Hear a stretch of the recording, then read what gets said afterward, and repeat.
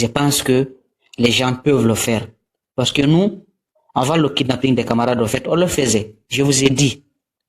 On était même en train d'organiser des parlements citoyens à l'intérieur des pays. Parce que ça avait pris une certaine ampleur, de telle sorte que tout le monde voulait nous recevoir afin qu'on en discute. C'est un aspect très important. Les parlements citoyens dans les quartiers, les porte-à-porte, les sensibilisations de bouche à oreille, ça peut réveiller des consciences qui étaient dans la torpeur la plus profonde, sincèrement. Merci. Ouais, en tout cas, sinon c'est désespérant, sinon c'est le c'est les retards le sous-développement qui vont se creuser pour la Guinée au moins pour 30 voire 40 50 ans. Parce qu'on nous ment, ces gens-là nous mentent, ils volent, ils nous mentent dans tout, ça dit tout le temps depuis qu'ils sont là. On parle d'une usine de raffinage, d'or, et tantôt on a, c'est pas pour la Guinée, ça dit tout est confus, on nous ment tout le temps. On détourne des milliards. Les Guinéens lambda peinent à trouver de quoi se nourrir, au moins, ou à nourrir sa famille. Impossible. Il n'y a pas d'eau, pas d'électricité. La saison pluvieuse, c'est la saison pluvieuse qui arrive là. Quand elle va s'intensifier, ça va encore faire des victimes. Parce qu'ils n'ont pas tiré la leçon de ce qu'elle a fait l'année dernière. Les eaux de ruissellement qui ne trouvaient pas de passage. Donc, il n'y a pas de canaux. Il n'y a pas de canaux de passage d'eau. Il n'y a pas de dispositif d'assainissement, ne serait-ce que pour la capitale. Rien, nada, rien, que dalle. Rien du tout. Vous voyez, cependant, des milliards et des milliards de francs guinéens et des millions de dollars se perdent dans les méandres de l'administration guinéenne. On vient de parler des primes des membres du CNT. Moi, je dirais des remerciements de ces membres-là pour avoir été les membres et des architectes ayant construit le parti État. Ils ont participé à ça, sont récompensés par personne 500 millions de francs guinéens. Mais vous vous rendez, c'est de la folie. 500 millions de francs guinéens pour 80 et combien de... Ils étaient au nombre de 80 et quelques, à ce que je chasse. Mais 80 personnes déjà, 500 millions, donc 2 personnes, ça fait 1 milliard. Donc 80, on additionne 2, et allez, ça fait 40. Déjà 40 milliards. Alors que ces gens-là touchaient entre 16 millions à 22 millions pour chacun par mois. Alors que ces gens-là avaient fait la mise à disponibilité dans leurs services respectifs. C'est pas des gens qui vont à la retraite, c'est pas des gens qui vont sur le carreau, c'est-à-dire au chômage. Ils retournent à leurs services respectifs. Mais on peut justifier les 500 millions par quoi et pourquoi? Par quoi et pour quel motif? C'est-à-dire, voilà. Parce qu'ils ont construit le parti État, parce qu'ils ont construit une constitution sur mesure. Je comprends pas. Et tout ça sont des bêtises, de la foutaise, de l'abus du pouvoir, des détournements de manière flagrante. Mais ils justifient, ils peuvent justifier ça sur quoi? Ils se basent sur quoi? Ils fondent ce fait-là sur quoi? 500 millions, soit 50 000 euros par personne. Alors que depuis 4 ans, au fait, ces gens-là ont été budgétivores pour la Guinée et en ne construisant que le parti État. Tout ça est révoltant, normalement. Dans un pays sérieux, c'est révoltant. Ça fout la rage. 500 millions par personne pour 80 et quelques personnes, soit 40 milliards et quelques. C'est incroyable. C'est incroyable. Mais voilà, il se passe rien, ça va. Au fait, on nous fait subir, quand on est au courant du mal, on en parle 2-3 jours, allez, c'est bon, la vie continue, on continue. Voilà.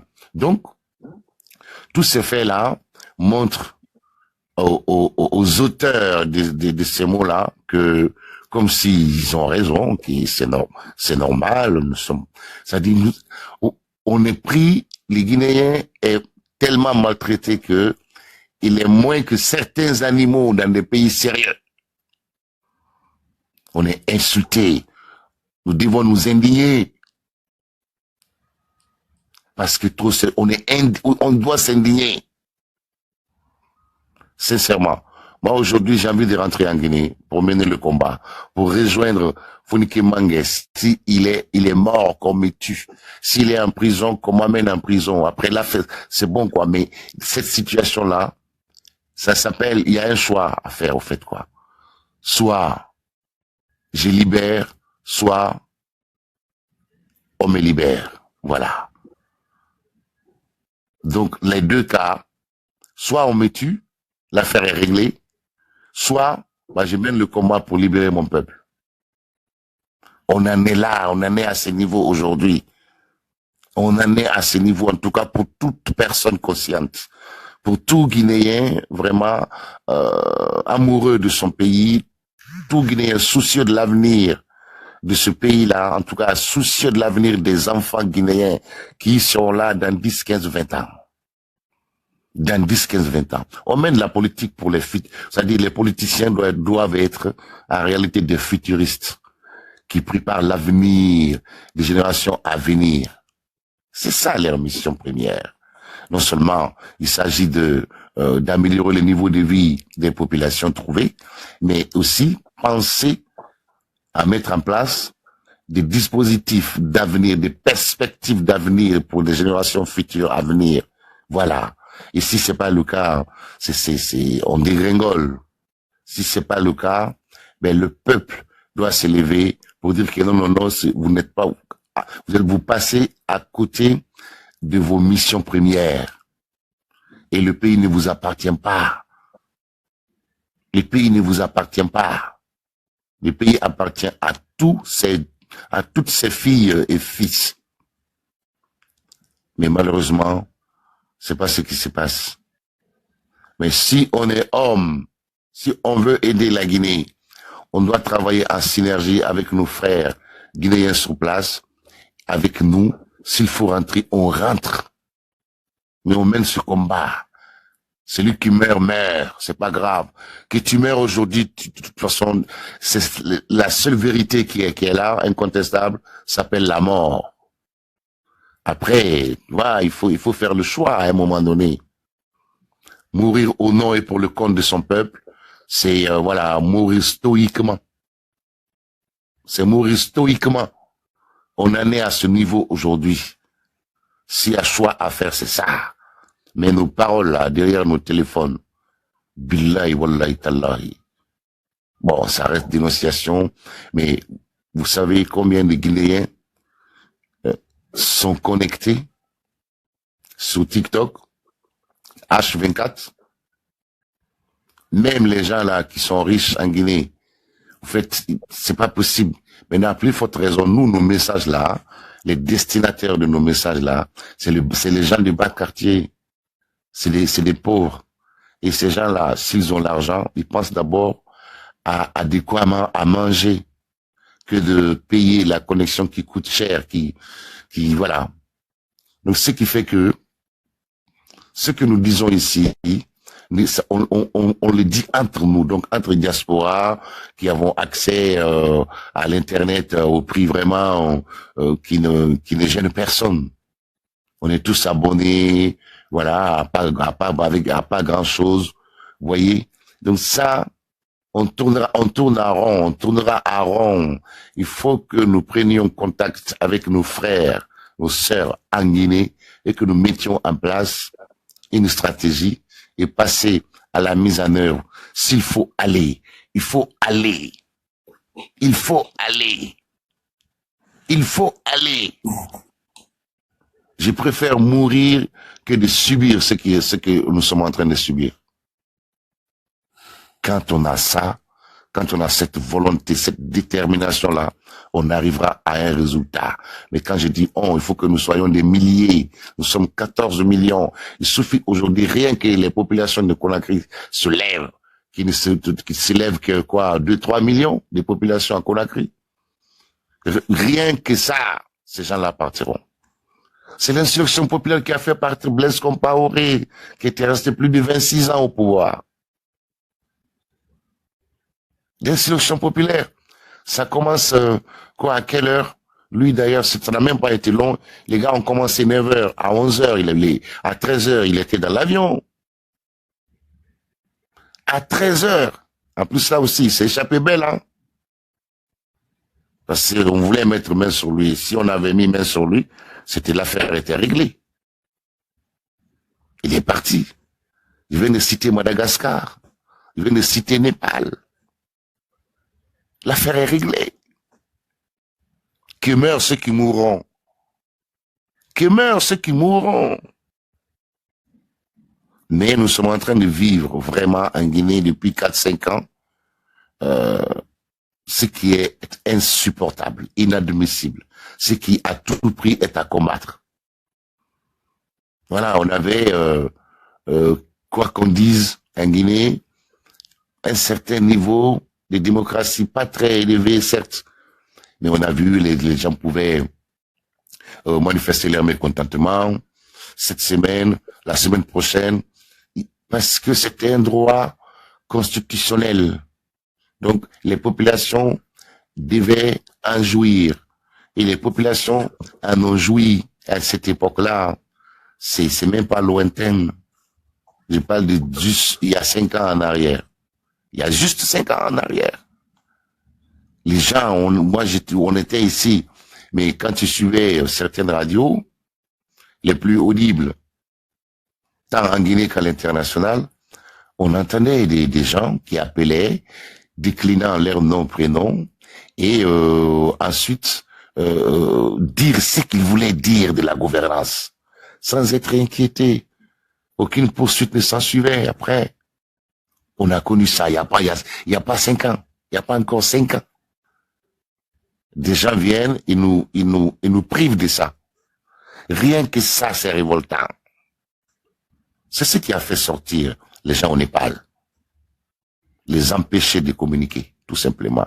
Mais nous, on nous empêche de communiquer. On vole nos milliards, on kidnappe les gens, on oppresse tout le monde, devant tout le monde. On oppresse les partis politiques. On organise des élections mascaradées, des élections exclusives devant tout le monde. Et on enlève même des femmes. Ça fait pas trop ça. Ça fait pas trop ça. On entend parler des 4 tonnes d'or de détournés à la Banque centrale. On entend parler des milliards de détournés. Mais qu'est-ce qu'il faut pour que ce peuple-là se lève? Peut-être qu'il faut décimer, il faut commencer à décimer, parce que les tueries continuent de manière subtile, qui découlent de la famine, malnutrition, de l'oppression, de la pauvreté endémique. Ça tue tous les jours des centaines de personnes en Guinée, des petites maladies, de rien du tout, manque d'emploi, manque de pouvoir donc d'achat. Voilà, on subit tout ça et les gens se taisent. Mais après, on voit, on entend des collabos quand même qui viennent sur les réseaux sociaux ici soutenir ça et défendre ça. Mais je salue, je ne vais pas dire leur nom ici, les amis et les frères compatriotes qui sont en train de faire, vraiment, qui ont déjà fait un boulot minutieux en relevant les noms, les prénoms de tous ces collabos et sur les réseaux sociaux et ailleurs. Ouais, mais majoritairement une communauté. Ouais, nous les attendons. Les comptes seront réglés en Guinée pour qu'ils ne puissent plus se répéter ce que nous sommes en train de subir là. Oui, la politique criminelle n'est pas faite pour la vengeance, mais elle est faite pour dissuader, éduquer, conseiller. Voilà. Donc, au moment venu, on fera valoir certains droits, on va invoquer certains droits, et puis passer à l'application rigoureuse contre tous ceux qui se sont rendus auteurs des infractions et les collabos qui ont soutenu ces infractions. C'est le seul fait qui ont aidé, par exemple, l'Allemagne à s'en sortir. Ils ont pris la décision, et non pas pour les décideurs seulement, mais les collabos. Les collabos. La France a décimé plus de 100 000 collabos, 100 000 personnes, 100 000 décimés après la guerre, après la Deuxième Guerre, pour que, éventuellement, quand la France sera envahie, par exemple, que d'autres ne viennent pas soutenir l'envahisseur, quelle que soit la galère, quelle que soit la situation. Aujourd'hui, nous, c'est ce qui se passe. La Guinée est envahie et des gens sont en train de soutenir l'envahisseur. Donc ces gens-là encouragent le crime, encouragent la débilité, encouragent l'inhumanité. Voilà, encouragent l'animalité. Donc ces gens-là, ils doivent tous répondre à leurs actes infractionnels au moment venu. Voilà, je m'arrête là. Ma rage est trop grande. Merci. Maréchal. Oui, Pitaka. Merci de m'avoir redonné la parole. Je voulais juste faire une addition de ce que M. Ramadan disait. En plus de cela, nous-mêmes qui sommes à l'étranger, devons rendre les ambassades et les consulats ingouvernables. Parce que c'est des institutions qui n'ont pas une légitimité face à nous. Donc, si nous commençons par là, même au pays, il faut rendre le pays ingouvernable. Il y a des méthodes, il y a des méthodologies qu'on peut appliquer, mais je ne pense pas que cela soit public, puisque quand c'est connu de tous, ça sera contrecarré, tué dans l'œuf, donc ça sera une perte de temps. Donc, il faut qu'on crée des plateformes dans le background où on peut se retrouver, comme l'a dit aussi notre doyen, le grand Alpha. En tout cas, prendre des décisions, des mesures qui peuvent nous sortir de cela. Parce que c'est ça aussi notre mission. Si on doit le faire au prix de notre vie, qu'on le fasse. Si c'est au prix de la liberté, cela peut, c'est-à-dire finir par ça. C'est important aussi. Donc, moi, je l'ai toujours dit. Il faut qu'on passe maintenant par des actions. Parce qu'ils sont agressifs. Il faut que nous soyons agressifs. Mais la seule chose que je redoute, c'est ce carnage. Parce que je sens que c'est des gens qui n'ont ni foi, qui n'ont ni pitié. Donc, s'il faut prendre des mesures, il faut que ça soit proportionnel. Même si ce n'est pas à leur niveau, mais on ait aussi des moyens nous permettant. Parce qu'il ne s'agit pas juste d'aller en guerre pour succomber, mais quand on va aussi en guerre, c'est pour une victoire. Donc, dans l'ensemble, avec toutes les capacités, les ressources humaines qu'on a, on va déployer aussi des ressources matérielles pour qu'on puisse concrétiser nos actions. Parce que sans les ressources matérielles aussi, on ne peut pas y arriver. Parce que pour faire des rencontres, pour faire des colloques, Mais, même aller au pays. Excusez-moi, monsieur, c'est monsieur Maréchal, hein? Oui, allez-y.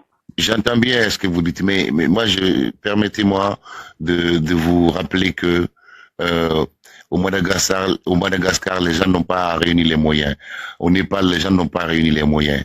Et si je reviens au Burkina, les gens n'ont pas réuni les moyens. Le seul moyen, c'est la motivation. Le seul moyen, c'est la volonté. Moi, je le vous seul comprends. moyen, c'est la Quand on demande des révolte. moyens, C'est vous ça avez, qu'on doit vous avez exprimer. noté que... Mais ce que vous dites là, j'entends, je comprends ce que vous voulez dire, qu'on s'organise pour qu'on mette l'argent, les moyens. Mais quels moyens? Il faut s'élever, tout simplement. Merci. D'accord. C'est une bonne question, hein, qui va bien vous faire comprendre ce que je dis. Les moyens là, vous-même vous avez dit ici, la majorité des Guinéens n'ont même pas accès aux médias parce qu'ils n'ont pas ces moyens. Aujourd'hui, pour avoir des unités, des débits d'internet, c'est de l'argent. C'est pour ça qu'elle doit se lever, justement. Oui, mais il faut qu'elle ait d'abord l'information, il faut qu'elle ait cette motivation, il faut qu'elle ait cette explication que nous sommes en train de donner, parce que ce que nous faisons là aussi, ça rapporte. Cela a des bénéfices. Mais ça va prendre du temps. Ce n'est pas comme un coup de marteau. Deux fois, les idées, l'idéologie, ça s'enseigne, ça se ancre dans les pensées et maintenant ça devient des motivations, ça devient des habitudes. Bon, comme ce n'est pas tout le monde qui est sur la même longueur d'écoute, nous comprenons cela, c'est des questions qui sont posées, c'est des problématiques. Donc nous devons mettre tous les moyens en œuvre pour qu'on puisse avoir ces moyens-là. Comment les aider à nous écouter, à participer à nos débats, à informer les autres de porte en porte. Mais si c'est des gens que nous devons financer ici, qui vont aller de porte en porte, ils seront contrecarrés. Mais si c'est les citoyens eux-mêmes qui ont accès à ces panels, qui écoutent, qui vont voir comment nous allons faire des stratégies maintenant dans le background, et là maintenant on déclenche l'action. C'est pour cela que j'ai dit on ne peut pas tout dire ici, mais il nous faut quand même des moyens, parce que même pour aller en Guinée, pour faire ces choses-là, nous devons considérer aussi que nous laissons des choses, nous laissons des familles derrière nous. Il faut qu'on les place dans des conditions pour ne pas que ça soit pour tout et pour rien. Vous comprenez, c'est de ça que je parle. Ça doit prendre du temps, ça doit être calculé, ça doit être méthodique, ça doit être purement quelque chose de professionnel. La manière dont eux, ils l'ont fait. Donc, si on les fait la même chose, je pense qu'ils n'ont pas un coin où pleurnicher demain. Donc, c'est ça, c'est cette addition-là, je voulais rajouter. Oui, bonsoir tout le monde encore. Hein. Vous m'entendez? Ouais, bonjour, bonsoir. Oui, vous savez, cette histoire-là, il faut que les Guinéens comprennent franchement ce qui est en train de se passer. Tout ce que vous dites là, c'est bien. Mais la chose la plus majeure, c'est galvaniser la population, faire savoir à la population ce qui se passe. La préparation et tout le reste, ça peut se faire simultanément. On peut faire tout ça en même temps. Mais c'est très très important d'informer cette population. Il faut les informer. Il faut leur mettre devant les faits. Il faut leur démontrer qu'ils n'ont pas de choix. Parce qu'aujourd'hui, nous sommes là, on parle de ce qui se passe, on parle de la confiscation du pouvoir, mais ce n'est que la tête de l'iceberg. Ce n'est que la tête de la glace dans l'eau. Il y a des choses qui sont plus profondes que ça que les gens là sont en train de faire. D'abord, on doit comprendre en tant que Guinéens que le combat que nous menons n'est pas le combat de notre temps. Ça, c'était le combat de nos parents. Après les indépendances. Parler de liberté. C'était ce combat-là qu'on devrait faire. Aujourd'hui, les autres pays ne parlent pas de liberté individuelle pratiquement.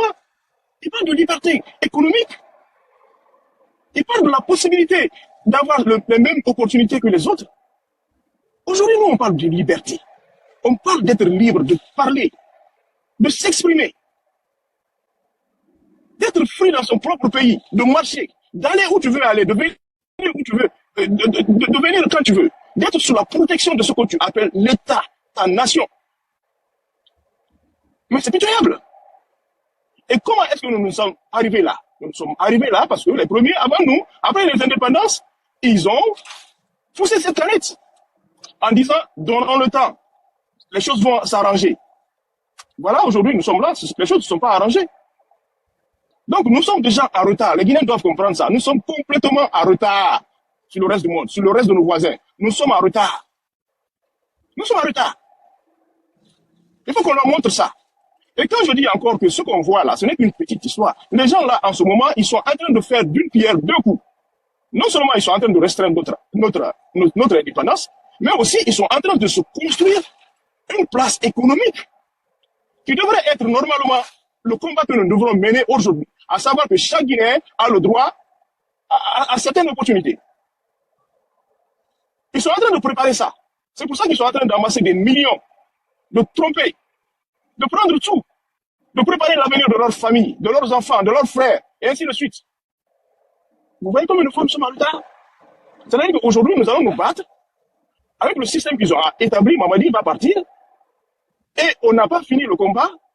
C'est un autre qui est déjà au-dessus de nous, et on ne pourra pratiquement pas s'en sortir. Donc, dans ce même combat-là, il faut qu'on fasse comprendre à ces gens-là. Tout ce que vous allez amasser aujourd'hui, aucun de vos parents, aucun de vos enfants ne va en profiter. Aucun.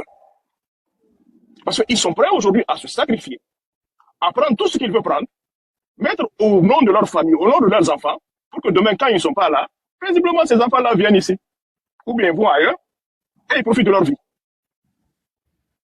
C'est ça vraiment la gravité de la situation. Je me demande deux fois, c'est que on doit comprendre exactement le jeu que ces gens-là sont en train de faire.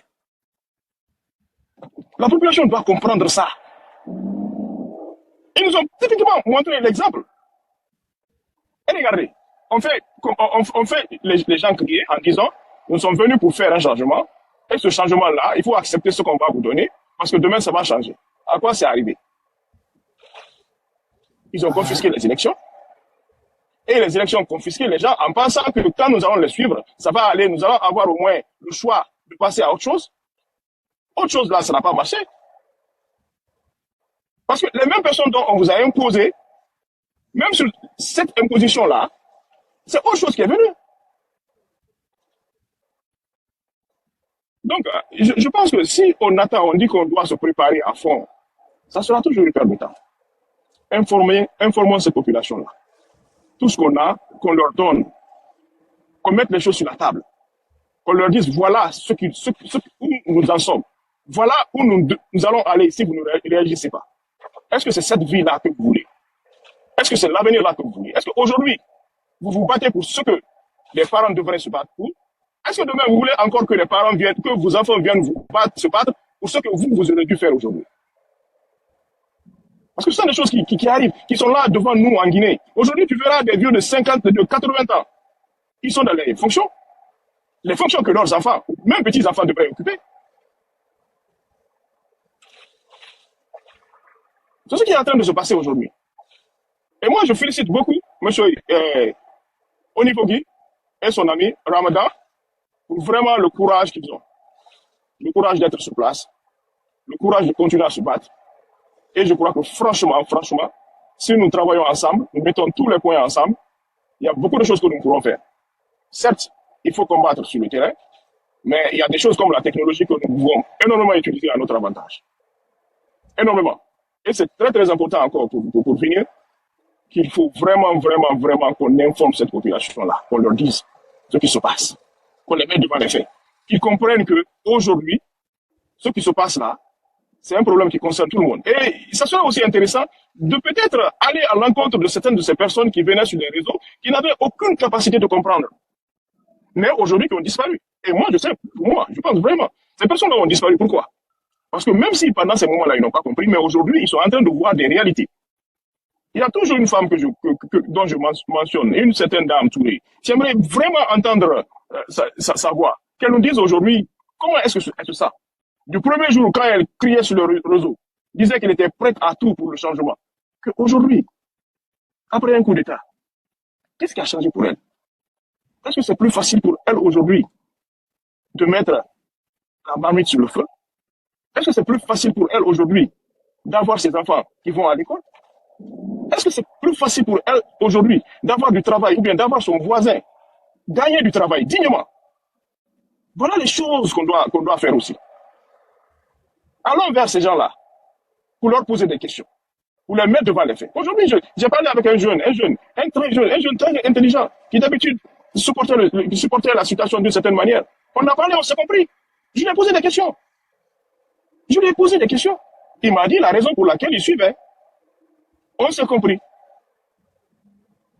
Et j'ai compris que des fois, il y a certaines personnes qui n'ont pas ce sens-là, ce courage-là, de perdre cette habilité de pouvoir bouger, d'aller à Conakry, de revenir, ainsi de suite. Et ma réponse à lui, c'était, peut-être, si tu ne peux pas, au moins, écarte-toi. Ne viens pas gêner le combat. Ne sois pas un handicap pour ceux qui veulent faire ce que nous tous on devrait faire. Donc, monsieur Onifogui, merci beaucoup. Monsieur Ramadan, merci beaucoup. Et nous allons continuer à travailler là-dessus. Et j'espère beaucoup que la force est avec nous, pas avec eux. Parce que ce que nous faisons aujourd'hui, c'est ce qui est juste aujourd'hui. C'est ce qui est juste. Merci beaucoup. Merci.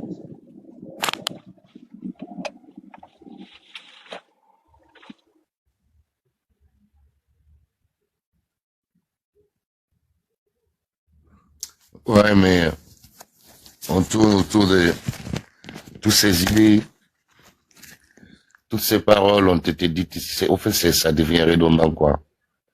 C'est redondant, il n'y a pas d'action. Il n'y a aucune action. Il n'y a aucune action, je sais pas, il n'y a pas d'action. C'est dommage. C'est dommage.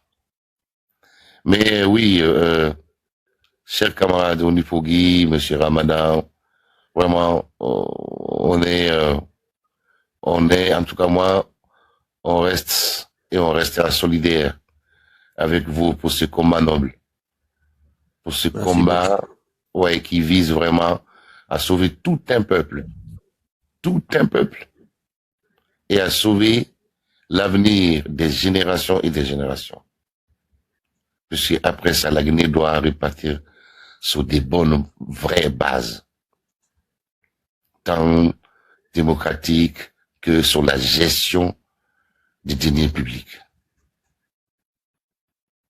On a un beau pays, on n'est pas nombreux. On est quoi, 14, 15 millions encore? Pour la providence qu'il a dit et Dieu dota à la Guinée. Mais que c'est même honteux. Aujourd'hui, on est tous à l'étranger. Les Guinéens sont obligés d'aller à l'étranger pour survivre au moins. Des jeunes gens traversant le Sahara en bouffe un bon nombre. Traversant l'Atlantique avale un bon nombre. Et une fois sur le terrain ici, c'est encore la galère. Jusqu'à quand l'intéressé aura accès au papier et ensuite pour commencer à travailler. Mais on préfère tout ça que de rester chez soi, le pays de ses racines. Vous vous rendez compte le désespoir qui pousse des gens à faire ça. Au moment où on est en train de parler là maintenant, des centaines de Guinéens sont en train de traverser là le Sahara, le désert, puisque les convois bougent la nuit. La journée, c'est pas possible avec la température qu'il y a là. Ils partent à partir de 22 heures. Ils marchent jusqu'à 6 heures du matin. En groupe. Tu trouves des gens, ceux qui lâchent, ils lâchent, et tout le monde te laisse là-bas. Ouais. Vous vous rendez compte? Tu as marché, tu n'en peux plus. Tu lâches. Tes frères te regardent. Et ils doivent continuer. Ça ne les décourage pas. Continue parce que le désespoir a atteint un niveau dans son pays, c'est-à-dire un niveau innommable, voilà. C'est pas, voilà. Il voit pas le bout du tunnel. Il y a pas de perspective d'avenir. Il y a rien. Vous vous rendez compte? Et dans cet état-là, les candidats pour cette aventure risquée, bah, vous y trouvez des jeunes gens qui ont fait des études, qui ont galéré.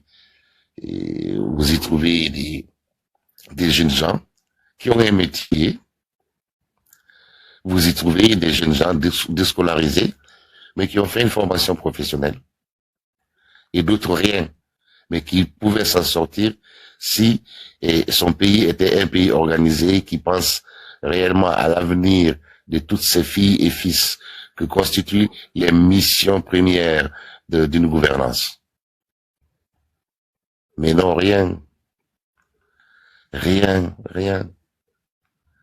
Et après, en dessous de ça, tu subis et tu dois te taire. Alors moi, c'est ça qui me tue. On me fait du mal et on me dit non, tu te tais sur ce mal-là. Et après, d'autres viennent devant moi pour soutenir l'auteur du mal et pour me dire que moi, je n'ai pas raison. Quand j'entends les gens dire que non, maintenant, la pagaille est finie. Avant, il y avait la pagaille, les gens sortaient, les fils des gens mouraient comme ça. Mais les gens sortaient, c'était un droit constitutionnel. C'est ceux qui les tuaient, qui n'avaient pas raison, qui ne devaient pas les tuer, qui les réprimaient à balles réelles, qui n'avaient pas raison, qui n'avaient aucun droit de les réprimer à balles réelles. Et les gens sont fiers de te dire ça aujourd'hui sur le panel. Ça me fout la honte, la rage. Et non, vous avez vu aujourd'hui, c'est fini, hein, la pagaille là. C'était pas de la pagaille. Les gens jouissaient au jeu démocratique tel que prévu par la Constitution, établi de manière consensuelle, en passant par toutes les institutions permettant à son établissement jusqu'à ce que une loi quelconque soit consacrée à ce plus haut niveau qui est quand même constitutionnel. Et les gens quand même ont les kilos de venir vous dire ici sur les réseaux sociaux, non mais vous savez, il n'y a plus de pagaille. Hein. Maintenant, voilà, on transforme les droits des gens en pagaille.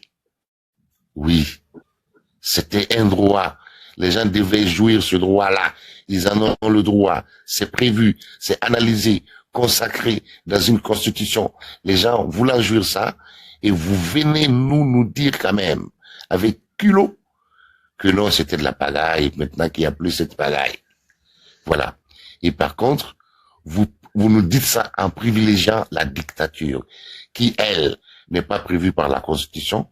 Personne ne l'a analysée pour en consacrer dans aucun livre, dans aucune institution guinéenne. Oui, c'est là, c'est pour ça qu'il faut faire ce choix. Il faut faire ce choix, que ce soit clair pour tout le monde. Accepter d'être tué ou se battre pour obtenir sa liberté. Voilà. Le choix des Kunta Kenti. Je préfère mourir que de subir ce qu'il ne m'est pas destiné. La colonisation, la déportation, il était certain que ça ne lui était pas destiné, mais infligé par des hommes. Il a dit niet. Il s'était niet. Il est mort stoïquement. Stoïquement. Voilà la philosophie à intégrer par rapport à cette situation. Parce que ce que nous sommes en train de vivre, comme disent nos imams là, ou je ne sais qui encore, considérés comme les notables, et que sais-je encore, qui disent non, tout ce que Dieu prévoit, c'est ce que nous subissons, c'est des conneries. Ce que les détournements des fonds publics là, c'est délibéré.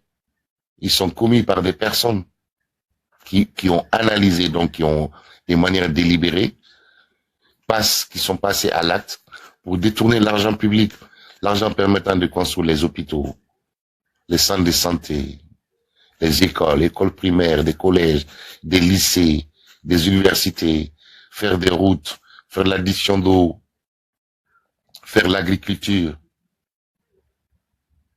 etc., etc.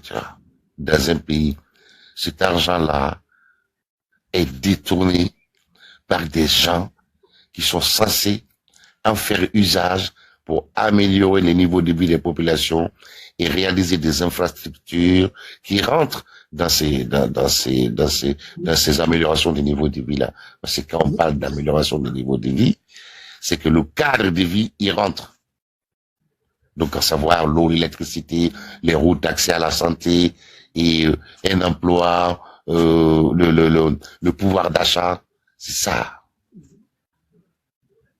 Mais l'argent permettant de réaliser tout ça se fait détourner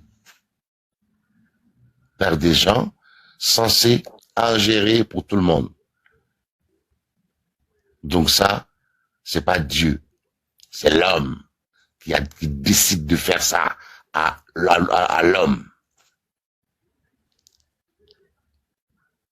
On doit parler, on doit critiquer. On doit critiquer, bien sûr. On ne critique pas parce que on veut critiquer. Mais si des gouvernants sont intelligents, mais la critique est une bonne chose pour un gouvernement sérieux, une gouvernance sérieuse. Parce qu'on y tire la leçon, on analyse la chose critiquée en écoutant la personne qui critique pour dire que, ah oui, je dois améliorer le mode de fonctionnement que j'applique depuis Jusque-là. Et bien voilà. Mais non, non, non, tu dois pas critiquer. Je vais voler ton argent, tu dois pas réclamer. Je dois kidnapper ton fils, ton frère, ta sœur, ton compatriote, qu'importe. Et tu dois te taire. Et si tu parles et que je n'arrive pas à t'atteindre toi, je vais enlever ton enfant. Je vais enlever ta mère. Je vais enlever ton père. Mais vous voyez ça dans quel pays au monde aujourd'hui? Je dis bien au monde. Vous voyez cette pratique dans quel pays aujourd'hui? Qu'on s'en prenne ou qu'on enlève un fils parce qu'on veut atteindre le père. Et le père n'a pas commis un crime. Ce qu'eux ils considèrent comme crime, c'était juste le droit de critiquer, le droit de s'opposer. C'est un droit de s'opposer. La démocratie est faite pour ça. Qu'il y ait les pour et les contre. C'est le fait de s'opposer que devient un crime. Et donc, pour réprimer ce crime-là, si on n'arrive pas à avoir l'auteur qui jouissait son droit, rien que son droit, ben on enlève son fils. On enlève son père. Dites-moi, dans quel pays au monde cette pratique existe, si ce n'est qu'en Guinée? Seulement en Guinée. Avec ça, voilà, le pays n'avance pas. Ça fait 5 ans. 5 ans, ça fait 60. Avec cette méthode-là, c'est ce que les gens appellent la Guinée est en train de se développer. Les choses sont en train de changer. Alors que le développement, c'est quoi? Le développement, c'est faire cette distinction-là entre l'humain et un animal. C'est ça le développement, en fait. Ben oui. Être des humains, au lieu d'être des animaux. Des animaux où, dans la jungle, le plus fort a raison. Le plus fort a raison. On est maltraité, et je te dis, et les gens viennent te dire non, maintenant il n'y a plus de pagaille. C'est ça, en fait, le sens de développement. Cette distinction-là. Voilà. Faire le cercle dans tous les pays du monde. En Europe, et après, les victimes ne se révoltent pas. C'est ça, je ne comprends pas. C'est pour ça que, donc, vous, là, et Olupogui, M. Ramadan, s'il y a vraiment un réel mouvement sérieux, vous voyez, vous l'amenez un combat. Informez-moi. Ouais, je préfère mourir aujourd'hui que de subir. J'irai participer à ce combat sur place, même si c'est devant les canons. Que je meurs avec les canons injustes, je mourrai. Et que je meurs avec la mort naturelle, je mourrai. Mais je préfère mourir que de subir ce qu'on est en train de faire à mon peuple aujourd'hui. Depuis 5 ans. Depuis 5 ans, ce qu'on est en train de faire subir à mon peuple est inadmissible. Mourir vaut mieux que subir ça. C'est ce que cette jeunesse doit comprendre. Et il faut que certains se sacrifient pour que d'autres puissent émerger. Ça a été, mais vous vous rendez compte le combat qu'ont mené nos ancêtres déportés qui n'étaient même plus sur leur territoire, qui se trouvaient à des milliers de kilomètres de leur pays d'origine, sur les plantations de coton, de canne à sucre, mais de révolte en révolte. Pareil, on les faisait peur. Celui qui se révoltait était pendu, mais c'était fait de manière délibérée pour faire peur les autres. À un moment donné, il fallut l'insurrection populaire. Voilà. Ils ont obtenu la liberté, bien qu'ils soient ségrégés aujourd'hui, par exemple aux États-Unis. Et aujourd'hui, cette jeunesse préfère perdre la vie pour rejoindre ceux qui ont été enchaînés pour aller dans ces pays. Alors que le combat le plus facile est en Guinée. Voilà. Le combat le plus facile est en Guinée. Nos ancêtres ont mené ce combat-là. On peut au contraire perdre la vie, d'aller là où on a envoyé d'autres enchaînés. Des combats que ces gens-là ont menés dans leur propre pays pour la liberté. On préfère aller profiter de ça, à passer derrière les déserts, les forêts, pour venir dans ces pays-là, même quand on n'est pas bienvenu. On peut faire ça. Au lieu de nous arrêter devant nos propres frères et dire non, c'est assez. Vous ne pouvez pas. On ne vous laissera jamais. Ouais, et vous ne devez pas. C'est ça quand même, il faut qu'on se dise la vérité. C'est ça quand même un peu l'ironie de la chose. Mais c'est ça l'ironie de la chose. C'est ça l'ironie de la chose. Ouais, on tourne à rond, on tourne à rond. On sortait parce qu'on avait l'intention d'aller étudier, peut-être. Mais aujourd'hui, on sort parce qu'on a peur, vraiment peur, d'affronter cette réalité qui est en place. On préfère donner la vie, on préfère aller vers une destination inconnue, aucune garantie d'y atteindre, que de faire face à ce que nous voyons. Et même les parents encouragent ça. Les parents encouragent ça. Ils vendent tout ce qu'ils ont pour dire va chercher ailleurs, va chercher ailleurs, va chercher ailleurs. Alors que sur place, on n'a pas besoin de vendre quoi que ce soit. Ça va le courage de supporter. Et dire avec eux non. Et dire avec eux non. Non, mais après, on voit maintenant les victimes elles-mêmes ne s'entendent pas entre elles. Ne s'entendent pas entre elles, succombent dans l'ethnocentrisme, elles succombent dans le régionalisme, et d'aucuns veulent avoir aussi la paternité du combat. Mais qu'est-ce que tu as à foutre de la paternité du combat? Qu'est-ce que ça va te rapporter? Les gens s'attaquent entre eux, alors que cependant, on subit tous. Mais l'un pense que non, c'est lui vraiment qui est vraiment le vrai combattant, quand tout le monde doit être derrière lui, c'est lui que tout le monde doit écouter. C'est ce que lui, il veut que les autres doivent faire.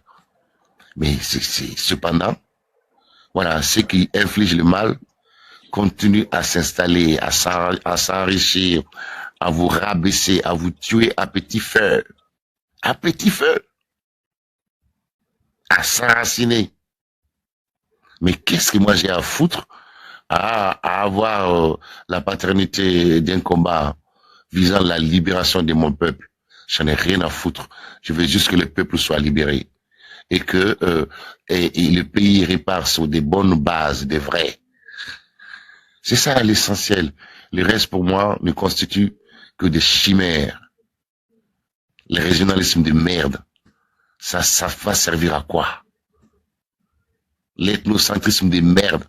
Cependant, vous êtes le pays est en train de succomber au su et au vu de tout le monde. Au lieu de s'unir, mais regardez le peuple sénégalais à côté de la Guinée. Quand ça ne va pas, la jeunesse sénégalaise sort. Et l'affaire est réglée en 72 heures. 72 heures. Mais nous ne pouvons pas.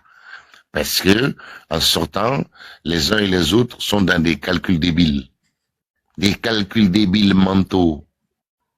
Ah non, sinon on sort là, il y a tel qui est, une fois, c'est lui qui va prendre le pouvoir, et l'autre aussi, non, il faut pas, donc d'ailleurs, on laisse ces gens-là faire c'est quoi ces idées-là, ces mentalités-là? Elles servent à quoi? Cependant, le pays est en train de sombrer. Vraiment, sombrer. Le pays est en train de se faire voler et violer tous les jours que Dieu fait. Puisque jusque-là, nous ne connaissons que les gens très connus qui sont victimes d'enlèvement, de kidnapping. Mais beaucoup d'autres personnes aujourd'hui sont enlevées. On saura tout ça. Après quand ce pouvoir-là sera viré, on saura. On va découvrir des choses qui vont nous accabler. En matière criminelle, commis au préjudice de l'État, tant en crime économique et humain, nous serons accablés. Voilà, c'est triste. C'est triste, sincèrement, c'est triste. En 2026, ou tout simplement en 21e siècle, quoi. 21e siècle. Que notre pays régresse. Mais en régressant, en avalant la dictature à son plus haut niveau, avec un mode de fonctionnement vraiment effacé, qui n'existe plus pour certains dans ce monde. Et non, ça existe en Guinée. Nous, on est géré par un pouvoir qui fonctionne, qui nous fait le mode de gouvernance de 1235. Sundiata Keita quoi? 1235. Tout ce que Fama a dit, c'est ça qui est, voilà. N'importe quoi. N'importe quoi. La débilité totale. L'indignité totale. L'animalité à son plus haut niveau. La jungle. Quelle régression. Quelle indignité. Quelle honte. Indignons-nous les Guinéens. Et moi je suis prêt. Si se met quelque chose en Guinée, informez-moi. Je rentre. Je dis et je redis encore. Vaut mieux mourir que de subir d'injustice à ce niveau-là. Ce fut la philosophie de Kunta Kinte. Ce fut la philosophie de Mahatma Gandhi. Et ils avaient raison. Bien sûr qu'ils avaient raison. Oui, le mal ne tombait pas du ciel. Il était prémédité et infligé par d'autres, par les hommes. Donc c'était pas leur destin. La Guinée n'est pas en train de vivre son destin. Non. Non, non, non, non, non, non. La Guinée a un beau destin. Un riche destin. Parce que ce destin se traduit par la providence que Dieu lui a dotée depuis quand il créa la Guinée. Tout. On meurt de faim, de petites maladies. Non, c'est... Je suis là, je reste là. Celui qui veut... En tout cas, merci encore, chers camarades, au niveau Guy et Ramadan. Continuons le combat. Menant le combat. Dieu sera du côté de la vérité. Mais avant que Dieu ne vienne, il faut que nos volontés soient exprimées. Et je respecte beaucoup votre combat, vous qui êtes sur le terrain et qui venez ici vous exprimer. En sachant que si, à visage découvert, vous faisiez ça aujourd'hui en Guinée, et vous et nous savons quel est le sort qui vous est réservé. Mais malgré tout, vous continuez quand même. Je vous dis chapeau quoi. Sincèrement, chapeau, respect. Tous mes respects les plus distingués. Et continuez, donnez-nous les ordres, demandez-nous ce qu'il faut. Et que nous, entre nous, on se consulte pour vous répondre favorablement. Merci.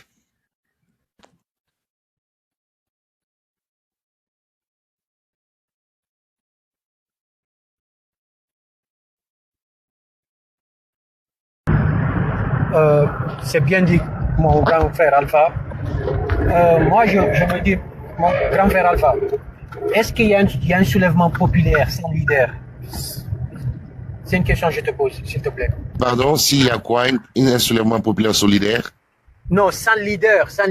En fait, si je dis leader, toi tu comprends. Bon, pour que d'autres comprennent. Oui, il faut qu'il y ait des gens en tête qui... Voilà. Je parle pas de leader politique, en fait. Je parle de leader. Je comprends, oui. Voilà. Il faut parce des que leaders. Là, moi, je me dis, c'est ce qui nous manque actuellement en Guinée. Oui, les initiateurs, les guides. Voilà, les guides, les initiateurs. Mais je me dis aussi, ceux qui sont vers le diaspora, nous qui sommes vers le diaspora, je pense bien qu'il est temps pour nous, parce que Gralfa, tu n'es pas sans savoir que nous avons toutes les opportunités, nous avons tous les avantages. On n'aura pas des, je ne vais pas prononcer le nom parce que c'est TikTok, on n'aura pas tout ça. Je pense que nous qui sommes au diaspora, nous devrons commencer les manifestations intensifiées. Je vous jure, Grand Alpha, si on commence à faire ça, peut-être il y aura le relais en Guinée. Mais nous devons commencer ici parce que nous sommes libres de nos actes. Nous sommes libres, nous avons la liberté de faire tout ça. Allons aux ambassades de la Guinée, de chaque pays, ici c'est la France, surtout surtout nous qui sommes vers les États-Unis. Nous avons New York, nous avons l'ambassade de la Guinée à New York, nous avons les Nations Unies à New York. On a beaucoup d'avantages à manifester à New York, Grand Alpha. On en a. Si il y avait oui. sitting devant l'ambassade de France de la Guinée à Paris, aujourd'hui le 9.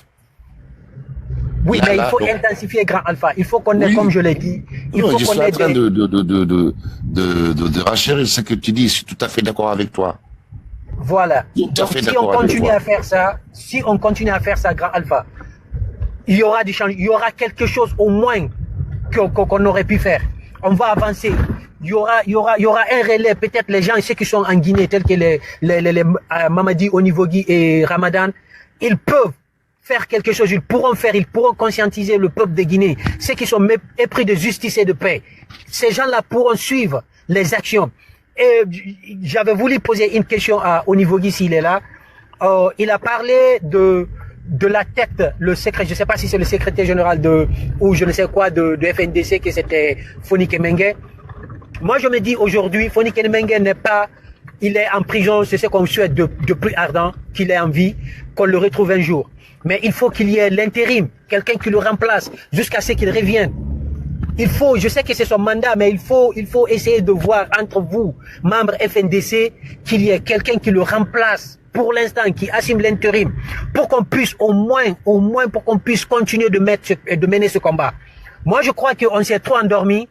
La société civile, les partis politiques, c'est ce qui a fait qu'aujourd'hui en Guinée, il y a pas de manifestation, il y aura pas, je ne dis pas qu'il n'y aura pas de soulèvement, mais c'est ce qui peine à avoir ces soulèvements et à ces manifestations. Parce qu'auparavant, dans les années 2009 et 2007, c'est parce qu'il y avait des guides. Il y avait les partis politiques qui étaient là en Guinée, qui étaient vraiment engagés à faire ce qu'il fallait. C'est ce qui a résulté, les résultats du 2009. Et de 2007, il y avait Rabiatou et Fofana. Les gens suivaient ces gens-là. Moi, je me suis dit, si en Guinée, le Guinéen, s'il n'a pas de guide, je pense pas s'il peut oser, s'il peut avoir la flamme en lui de sortir, de manifester pour ses droits.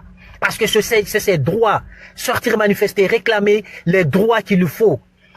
Parce que ce pays est pillé par un clan de pas plus de 1000 personnes. Ils sont à l'aise, ils vivent bien, ils chassent ce qu'ils veulent. Si vous voyez Grand Alpha, il y a eu des offres de voitures, des offres de maisons, des insultologues ont eu des avantages sur le reste du peuple de Guinée et qu'il n'y a pas eu de soulèvement à cause de ça. C'est qu'il n'y a pas quelqu'un vraiment qui peut réveiller cette flamme à la jeunesse guinéenne. Moi, je le répète encore, il nous le faut, que ce soit en Guinée ou en Occident, il nous faut des gens qui vont mener cette lutte, qui vont guider. Même s'ils ne seront pas là tout le temps, mais qu'il y ait des gens qui vont organiser des manifestations, surtout, je le réitère encore, Grand Alpha, surtout à l'Occident. Nous qui sommes là, il faut qu'on commence à le faire. Qu'on intensifie les manifestations devant les ambassades. Ça va nous arranger, ça va beaucoup nous avancer, je vous le jure. Il faut bien réfléchir là-dessus. Il faut qu'on commence à faire des manifestations intensives. Pour que l'État, pour que le groupe, parce que moi je dirais pas l'État ou gouvernement, pour que le clan de la Guinée comprenne que il y a d'autres personnes qui ne veulent pas les voir diriger la façon dont ils sont en train de gérer le clan et de mener le pays, tirer le pays aussi bas qu'il le faut. On doit récupérer ce pays. On doit le récupérer par tous les moyens. Moi, c'est ce que j'avais à dire et rajouter sur ce que Grand Alpha a dit. Merci les gars. Ah, merci vraiment. C'est bien dit. Il est où là, Pitaka? Peut-être qu'il se repose. Peut-être. Ouais. Monsieur Touré, vous êtes là?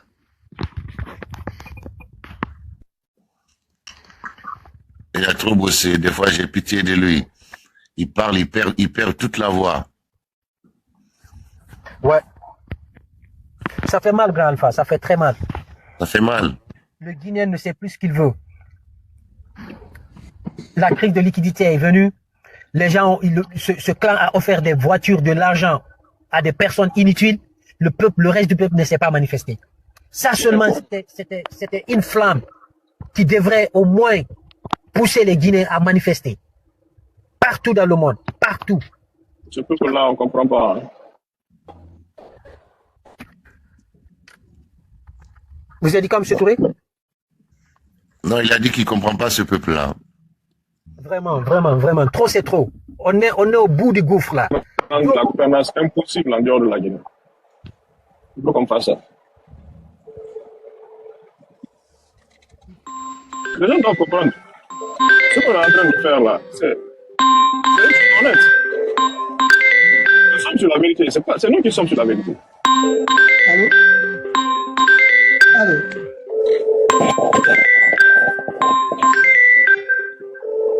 Allô?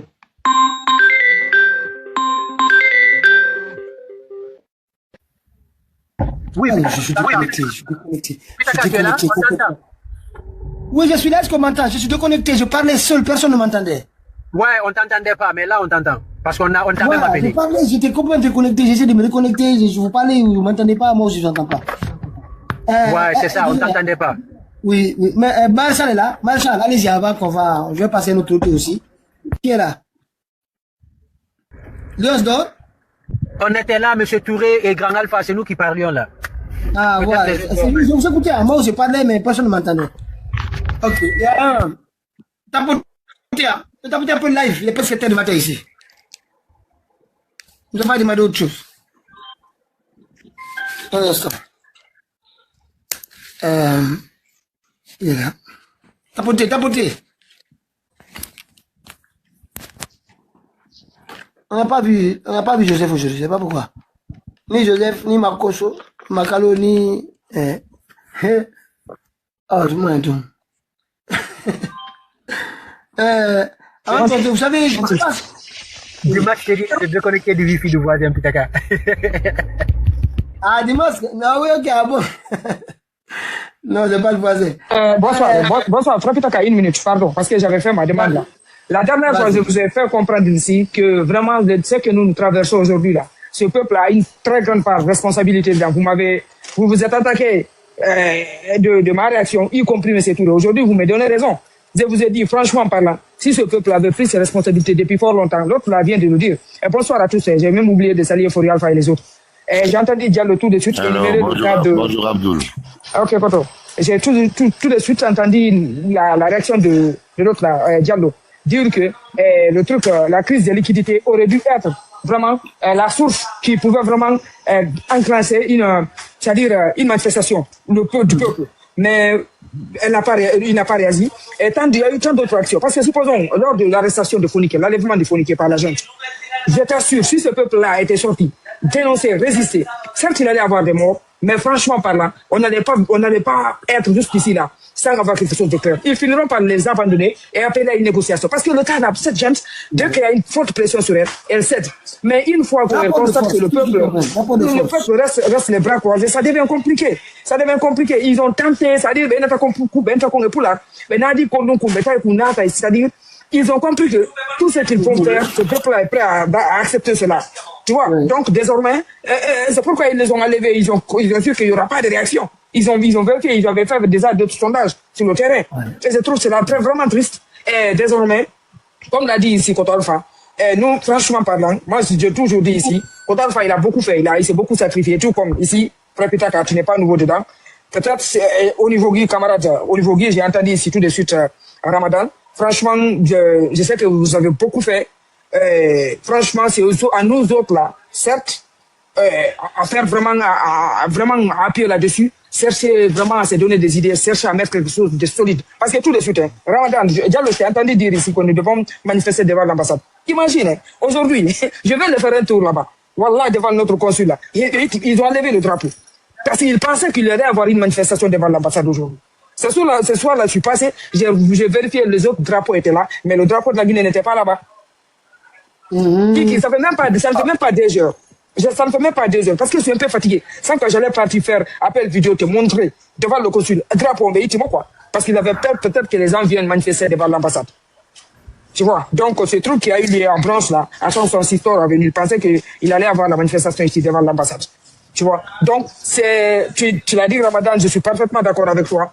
Ce pays-là, vu ce que nous traversons, vraiment, il y a une très grande part, certes, de l'aide du peuple qui était là depuis fort longtemps, mais désormais, la diaspora guinéenne a une très grande part de responsabilité. Billahi. Il y a Damas qui demande, qu'il a fait une demande là, accepte sa demande, Damas. Il faut impérativement que la diaspora s'organise. Tu vois, vu la position que la diaspora aujourd'hui a à l'extérieur, nous avons beaucoup de personnes ressources à l'extérieur. Nous avons l'autre là, comment dirais-je, Kunduno qui est à l'extérieur, nous avons Ibrahim Diallo qui est à l'extérieur, nous avons les grands alphabets qui sont là, et tant d'autres. Ok, nous pouvons vraiment nous organiser. Chercher, évite surtout, chercher à résister, comment anéantir cette gente à partir de nos ambassades et consuls. Parce que si nous croisons les bras et nous observons, franchement, nous allons droit au mur. Nous en avons beaucoup subi, nous en avons beaucoup. C'est-à-dire, ils ont beaucoup gagné sur nous, c'est à nous maintenant de réagir. Et sans dire que ouais, c'est moi, je suis tel, si c'est pas moi, sans moi, cette manifestation ne peut pas avoir, ou bien sans moi, cette lutte ne pourra pas avoir. Aucun d'entre nous ici ne doit s'approprier la paternité de cette lutte. Dire qu'il faut impérativement, il faut passer par la procédure pour que je puisse revendiquer mon droit. Pas du tout. C'est une obligation, c'est un devoir pour nous. Donc, vouloir abandonner ce peuple comme ça, franchement, je trouve que c'est la très triste. Nous devons organiser la diaspora, résister, chercher à saboter les ambassades. C'est aussi simple que ça. Moi, je trouve, moi, je pense en tout cas. Camarades, au niveau Guy, bonsoir à tous. Ramadan, Oui, je sens du Ramadan. Oui, il dort maintenant. Les Ok, autres je là comprends. dorment. C'est compréhensible. Voilà. Bon, ce que tu dis là, c'est ce que nous avons longtemps proposé. Mon frère, on prend une semaine entière. Tous ceux qui sont en Europe, tous ceux qui sont aux États-Unis, vous décidez d'aller toujours devant l'ambassade. Vous allez voir, d'autres Guinéens vont commencer aussi à se révolter ici. Ça, je vous dis ça. Vous savez, ça, c'est possible. Là où on est arrivé, on n'a que deux choix. Rendre le pays ingouvernable à l'intérieur comme à l'extérieur. Est-ce que tu vois? Si on prend, parce que la lutte, elle est citoyenne. Moi, je vois des gens, il n'y a pas à faire de leadership dans cette histoire-là. Et c'est ça le problème du Guinéen. Il demande toujours, je vais me mettre derrière qui? Toi, moi, l'autre, chacun de nous doit se battre pour libérer ce peuple-là. Vous parlez que les gens là sont derrière eux. Si tout le monde voit que les rails sont bloqués ici, mon frère, une semaine, 2 semaines, on bloque à Conakry, c'est pas fait, on bloque à l'intérieur du pays, c'est pas fait. Avant d'aller à Simandou là, ils vont passer tout le temps à suivre les rails là de Conakry jusqu'à Simandou. C'est des choses qui sont impossibles. C'est des choses. Mais nous sommes en train de travailler d'arrache-pied. On ne peut pas exposer les méthodes ici. Mais je pense que de l'autre côté d'ailleurs, c'est ce que tu dis là, ils ont enlevé le drapeau parce qu'ils ont eu peur. Mais malheureusement, l'autre fois, ça s'est passé. Cette fois-ci, là, c'est quelque chose qui est connu. Nos camarades sont enlevés. Il y a longtemps, tout le monde connaît. Une semaine de boycott en France, en Belgique, tous les jours. C'est-à-dire, il faut laisser. C'est ce que Ramadan disait et que nous l'avons toujours dit. Ce qu'on fait là, c'est plus que du bénévolat. C'est plus que du bénévolat. L'autre a parlé, depuis quand Ramadan est sorti, de cette date-là jusqu'à maintenant. Parfois, on ne se dit pas la vérité. Tu vas voir, tes parents vont t'appeler pour te dire, est-ce que toi, tu n'es pas maudit? Hein? Est-ce que tu n'es pas comme ça? Est-ce que tu n'es pas comme ça? Et Ramadan n'est pas le seul. Nous sommes nombreux. Peut-être vous, il y a l'autre là aussi qui est avec nous. Vous avez entendu. Yula qui avait été enlevé le 5 septembre. Beaucoup, nous sommes cachés ici. Nous sommes nombreux, au moins 12 comme ça, hein? Mais les gens ne sont pas sortis. Mais ça fait combien de temps les gens là sont sortis? C'est pas affaire d'argent, les gens vont, c'est-à-dire, si tu es en contact avec les parents, ils vont penser même que toi, tu es un sacrifice, en fait. Alors, tout ce temps-là, parler c'est bien, mais les actions sont meilleures.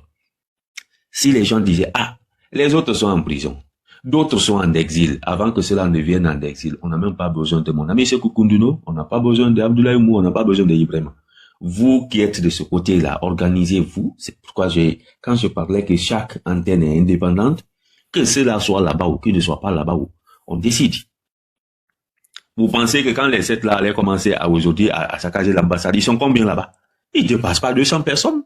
Disons, c'est trop. Hein? Plus de 50 personnes devant une ambassade, c'est fini. Hein? C'est fini. Donc, le pays à l'extérieur doit devenir ingouvernable. Les gens vont commencer à suivre ça. Ici, là, pas qu'on ne travaille pas, hein, mais on n'est pas là pour ne rien. Mais c'est que tous les groupes dont on parle là sont infiltrés. Tu dis, c'est-à-dire, dès que tu dis une phrase, on commence à dire, ah, c'est ce qu'ils vont faire. Les gens sont là pour quoi? Ils sont pas là comme des fous, hein. Quand les gens, parfois, ils disent, non, ils veulent pas parler, on n'est pas là. Parce que tout le travail que tu fais, tu mets le résultat ici, au moment où les gens, ils prennent tout le temps de vous écouter, tout le temps d'enregistrer ce que vous deviez faire. C'est ça qui est le problème.